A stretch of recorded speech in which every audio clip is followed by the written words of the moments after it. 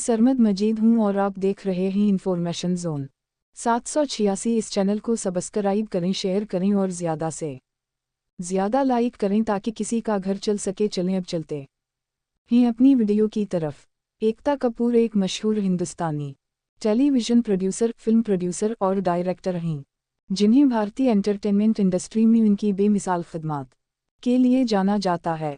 उनकी पैदाइश 7 जून 1975 को मुंबई, महाराष्ट्र, भारत में हुई।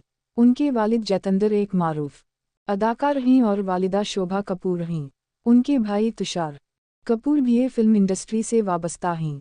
एकता कपूर ने अपनी इब्तिदाई तालीम बॉम्बे स्कॉटिश स्कूल, मुंबई में मुकम्मल की। इसके बाद इन्होंने मथीबाई कॉलेज से कॉमर्स में डिग्री हासिल की। बचपन से ही उनमें कहानी सुनाने और तफरीही दुनिया की तरफ रग़बत थी। कैरियर की शुरुआत एकता कपूर ने अपनी पेशा ज़िंदगी का आगाज़ 19 साल की उम्र में अपने वालिद की प्रोडक्शन कंपनी बालाजी टेलीफिल्म्स में शामिल हो कर किया। उनकी क़यादत में कंपनी ने बेमिसाल कामयाबी हासिल की और भारतीय टेलीविज़न में इनकलाब बर्पा किया। उनकी मुतवज्जह किया। अरूजा एकता कपूर को भारतीय टेलीविज़न की दुनिया में इनकलाब बर्पा करने का क्रेडिट दिया जाता है। इन्होंने ख़ानदानी ड्रामों पर मबनी नए अंदाज के ड्रामे मुतारफ़ कराए जो जज्बाती और दिल को छू लेने वाले थे। उनके कुछ मशहूर टेलीविज़न सीरियल्स में शामिल हैं क्योंकि सास भी कभी बहू थी, 2 सफ़र सफ़र सफ़र से 2 सफ़र सफ़र 8। ये ड्रामा एक सकाफ़ती अलामत बन गया और भारतीय टेलीविज़न की तारीख़ में सबसे तवील चलने वाले और मकबूल तरीन सीरियल्स में से एक है। कहानी घर 2000-2008 भारतीय ख़ानदान की कहानी पर मबनी थी।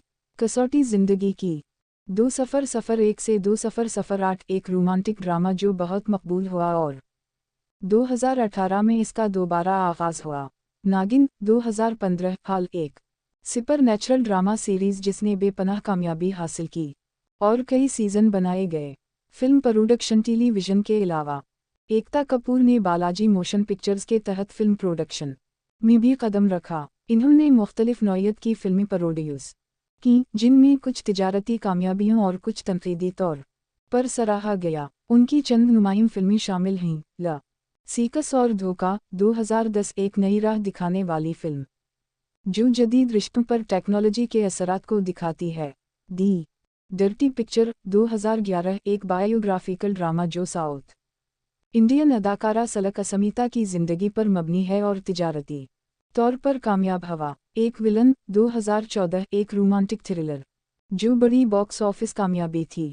वेरा दी वेडिंग 2018 बहुत पसंद आया। डिजिटल मीडिया और आर्ट बालाजी डिजिटल मीडिया की ताकत को पहचानते हुए एकता कपूर ने 2017 में आर्ट बालाजी नामी सब्सक्रिप्शन पर मबनी video on demand platform launch किया। ने मुख्तलिफ और मुतनव्वे ज़ौक़ रखने वाले नाज़रीन के लिए कई मकबूल वेब सीरीज़ तैयार की हैं जिनमें शामिल हैं बरूकन, but beautiful, Apharan, bush, dead अलाइयो, इजाज़ात और शनाख्ता। एकता कपूर की एंटरटेनमेंट इंडस्ट्री में खिदमत को सराहते हुए इन्हें मुतअद्दिद अवार्ड्स और इजाज़ात से नवाजा गया।